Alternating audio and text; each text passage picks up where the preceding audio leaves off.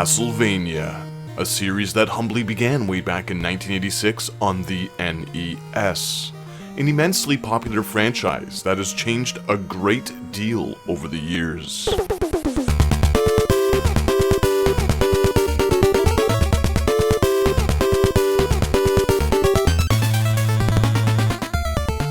It all began as a fairly straightforward trilogy of side-scrolling action platforming games on the NES, with some role-playing adventure mechanics peppered throughout.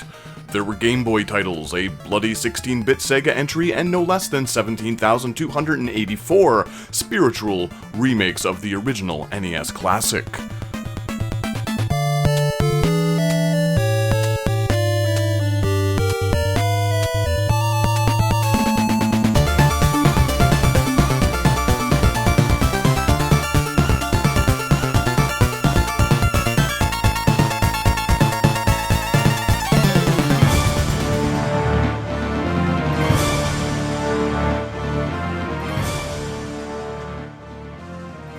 In 1997, Konami would turn the franchise on its head with Symphony of the Night, a Toru Hagihara joint that changed everything.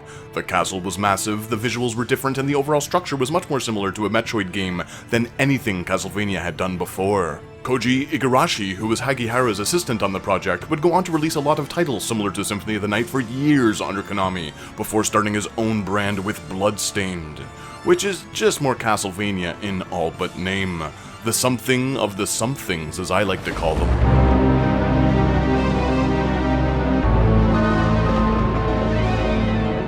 Another trend that began in the late 90s was the confusing path that the franchise started to head down. The N64 attempted two disappointing 3D installments that I personally think are misunderstood, but that's a topic for another time. The monochromatic Game Boy series landed with a thud with the lazily lackluster Legends, and the only thing keeping the franchise alive seemed to be the Symphony of the Night inspired Game Boy Advance titles. The something of the somethings.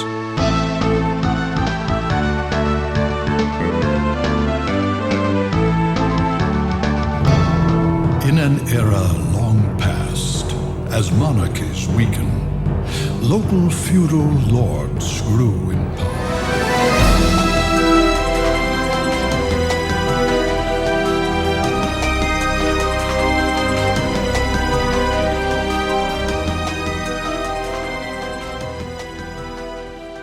In 2003, Konami once again tried their hand at reintroducing the series in 3D, with Igarashi taking the helm as writer and producer, this time in the form of a prequel to the entire franchise, and with the power of the PS2 home console, the result, Lament of Innocence, a game I've owned since its initial release and finished a long time ago and haven't given much thought to since, until recently when I decided to give it another go, and well, it's pretty great.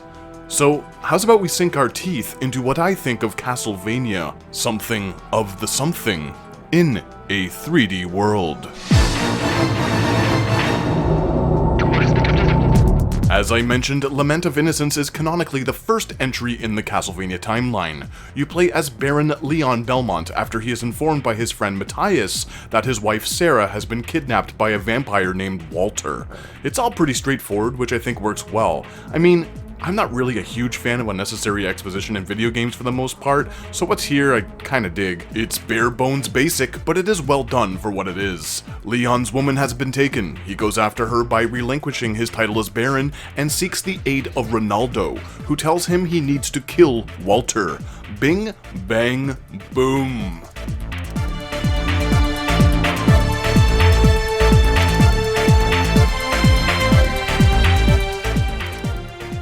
From the beginning, Leon moves much more swiftly than any of the playable characters in the N64 games. He has decent range with his whip, he moves relatively smoothly, and can double jump from the get-go.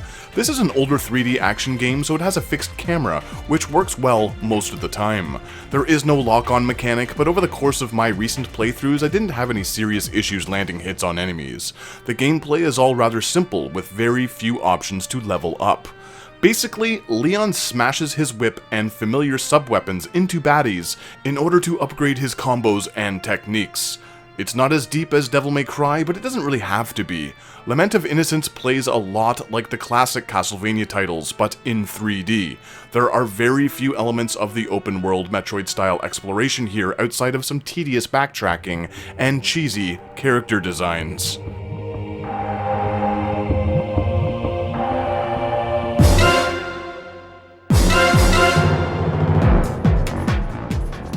Alright, so the character designs, or I should say, character design. I'm just going to get this out of the way right now. Leon is an embarrassingly bad protagonist all around. His on-screen animations are goofy and awkward with some truly bizarre reactions to whatever is happening during cutscenes. Even in this idle menu image, it looks like there is something seriously wrong with him. What's confusing is that nearly each and every ancillary character is well detailed with decent animations and great voice acting. It's as if the development team put all of their time and efforts into everything surrounding the protagonist but kind of left him out. Leon's stiff, comical movements and wandering eye are fun to watch, but only because it's so laughably bad. One viewer during my live stream of this game compared him to the characters from Team America, shiny, robotic, and silly. This dude's voice is equally as bad as his ridiculous movements. He reacts to situations similarly to Mr. Preston from the Bill and Ted films. Like, seriously, every single cutscene nearly had me in stitches, so I guess it's good. It's just bad. I suppose one could argue that he's a product of this PS2 era of gaming, but that's moot, since nearly all of the other characters are handled well. Leon and Sarah are the worst to a jarring degree, and these are the two you're actually supposed to care the most about. What happened?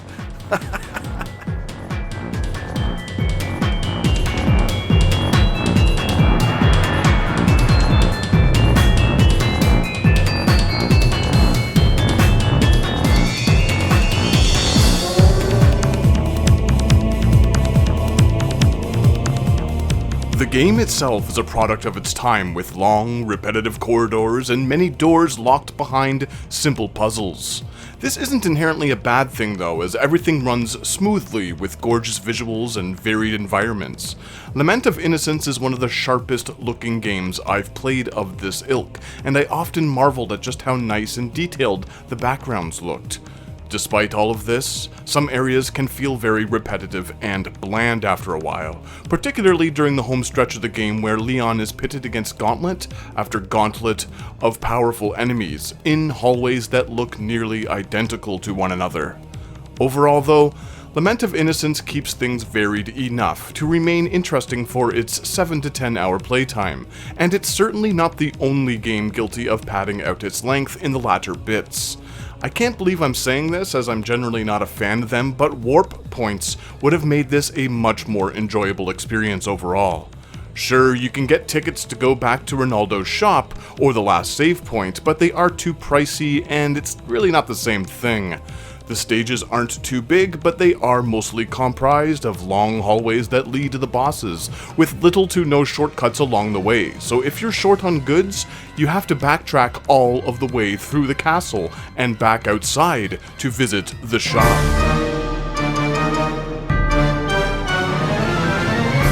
Enemies are pretty diverse and smoothly animated, with the majority of them being 3D versions of their classic series counterparts. A few of them are exceptionally detailed and colorful, which makes it a bit of a shame that any self-respecting player will be running right by them once they realize that the rewards for killing them are far too meaningless past a point. I think what this game really lacks is a solid leveling up system with the option to pick and choose new techniques based off of points accumulated from enemy carcasses. What's here is fine, but after the player picks up a few combos and techniques by destroying baddies, the rest of the game is a bit of a breeze. It's a shame because the combat is pretty fun, but Leon really doesn't have much incentive to fight, unless he is forcibly locked in a room with no other alternative. There are a few potions, jewels, and upgrades strewn about the castle, but not enough to really make the player want to stray from the linear path.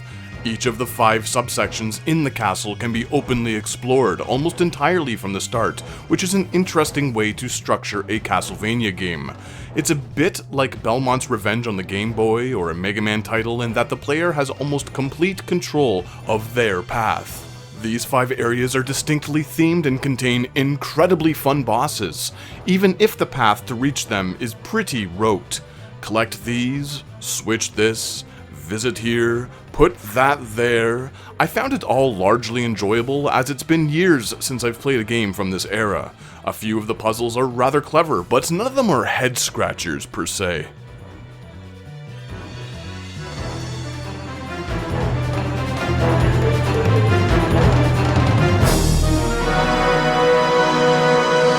I mentioned earlier that the combat is fairly rudimentary, and it mostly is. I mean, you could probably get through the majority of the game by button mashing, but there's actually a pretty cool parry mechanic that is unfortunately rather half-baked. Some enemies will charge up a special attack, displayed by a swathe of color. Hitting the block button upon impact will fill up a meter under the life bar that enables Leon to perform a special attack. Sometimes these are necessary to take down armored foes, but most of the time a simple spam of a sub-weapon will do the trick, making the parry mechanic moot. Mostly moot. There are some bosses that require a bit more finesse to take down, but ultimately, nothing in this game is all that challenging until the very end, which is where my biggest complaint lies.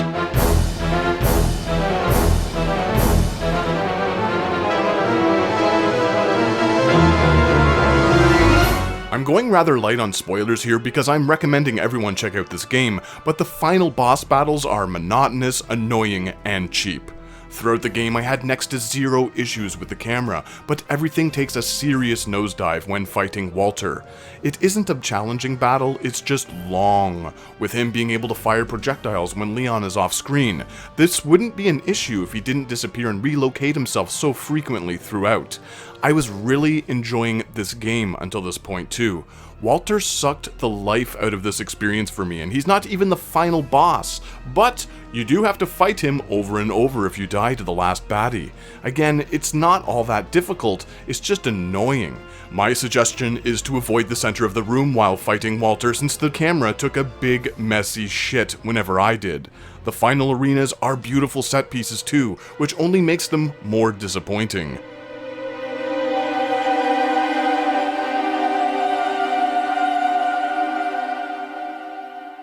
Finishing the game a certain way will unlock extra playable characters, who both control quite differently to Leon. One of them even has a lock-on function.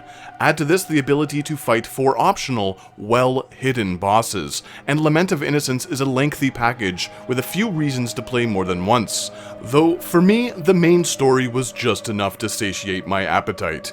It's a great game, but it's also a bit too one-dimensional to hold my attention for more than a couple of playthroughs. It's important to add that the optional bosses drop some very significant upgrades for the whip, as well as a few other interesting power-ups. I mean, if you can find them. Did I mention that they're well hidden?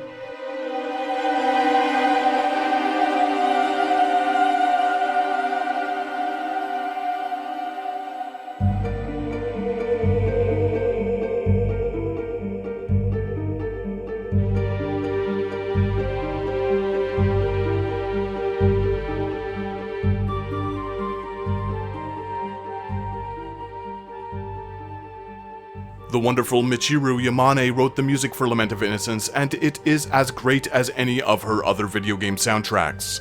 Fans of our VGM 101 podcast know just how big a fan I am of her work, and she certainly doesn't disappoint here. Castlevania Lament of Innocence contains one of the best scores in the entire series, with catchy, melodic numbers as well as haunting, ambient soundscapes. It's absolutely brilliant, with one track near the end that, well, if you've played Bloodstained Ritual of the Night, you'll know what I mean.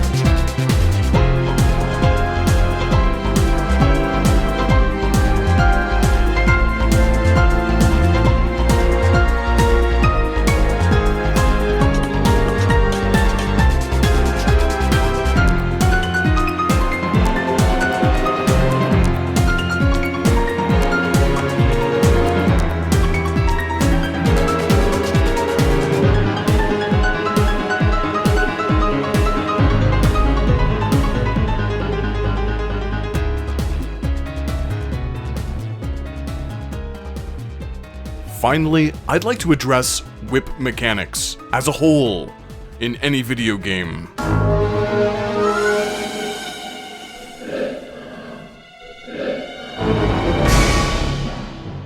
Yep, whip mechanics. Darksiders 3, take a seat. Yeah, no, right up front. When you, a developer, decide that you want to incorporate a swinging grapple mechanic to your whip game, be generous with the hitbox.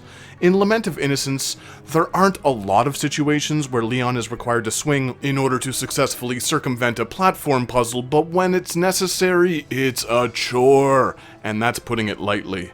The good thing is that these sections never result in damage or death, but why is the window so tight on these? Honestly, across my playthroughs I could never comfortably navigate these areas. It seemed like the whip would only latch on when it wanted to, arbitrarily, and like Plastic Mannequin Man himself, it looks goofy. This isn't a huge deal, as again, these failures never result in death, but it's something prevalent among the majority of whip games.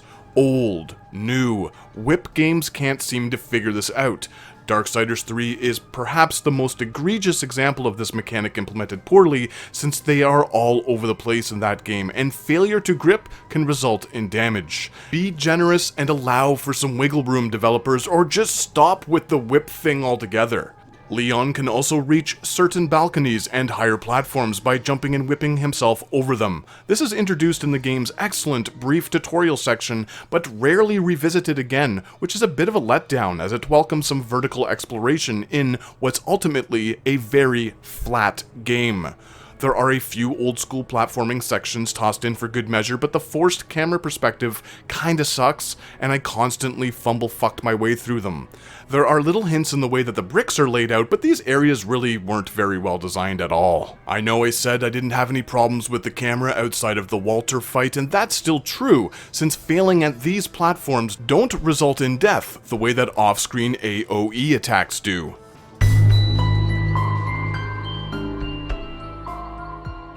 I've mentioned sub-weapons a few times throughout this review, and they are all here from the classic series, and they are powered by hearts, imagine that. The difference here is that they each have a variety of different uses. My personal favorite is the axe, which enables Leon to do an invincibility dash, which can slice through enemies or rush through some of the more monotonous corridors. Again, this feels like an old-school Castlevania game in 3D. Each boss drops an orb, similarly to those classic games, but in this adventure they can be used in conjunction with your sub-weapon, making for over 40 powerful power-ups between all of them. It's great fun experimenting with all of them as they range from projectile forms, defensive states, and area of effect attacks. Huge plus. Great stuff, Lament of Innocence.